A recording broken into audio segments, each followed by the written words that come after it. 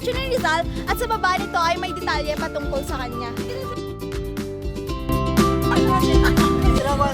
Hoy, anong ginagawa niyo dyan? Kasi binabasa namin yung mga nakalagay dito kayo sa Rizal. Alam niyo ba, nung June 19, 1861, pinanganak si Jose Rizal sa Calamba, Laguna? Yes, pero alam ko siya, di ba yung gumawa nung No Limit ang Ere and El Feliz? Oo! Para sa kanya nanggaling yung touch me na? Touch by touch. Ay! Point ka dyan! Pointless nga lang. Sa likod ng statue ni Rizal, makikita natin dito ang bulubundukin na kung saan ang 15 municipalities ng Oriental Mindoro ay makikita natin.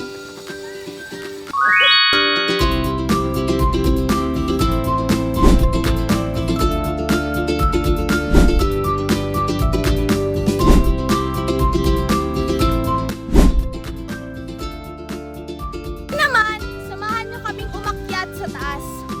Nakakapagod pala. Nakakapagod pala maging vlogger, guys. Mag-hello nga po kayo sa vlog ko. Anyway guys, yung makikita nating statue sa taas, base sa History of Calapan, ito ay nagsisilbing tagapagbantay ng ating plaza.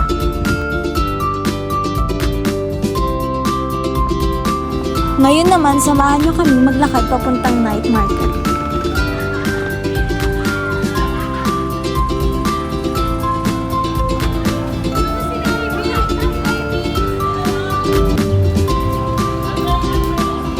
Guys, nandito na kami sa night market. Nakakahiya mag-video.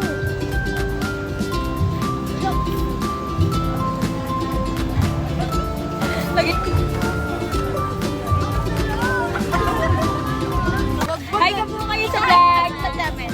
Yan, So, hello po, tita. Pwede po namin malaman kung ano po pangalan niyo? Ako si Arlene. Arlene, tita Arlene. So, ilang years na po kayo dito nagtitulad dito? Ano ba? Dalaga pa ako. dalaga pa po. So, Siguro ano po? 16 pa lang ako nun. Pwede po ba namin malaman kung sapat na po ba yung kinikita niyo sa pang-araw-araw na buhay? Thank you po.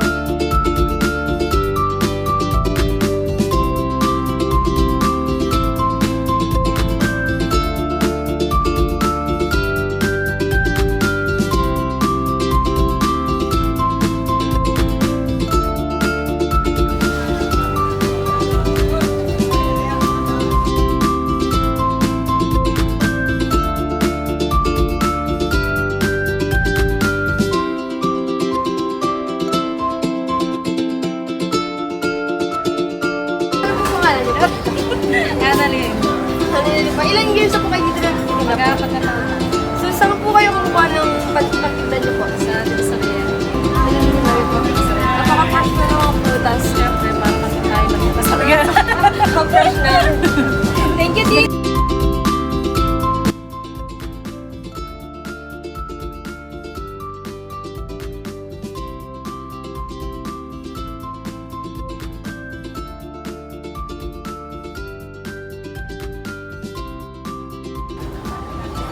Ay, tama na!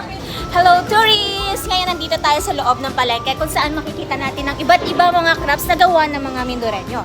Tulad ng bilao!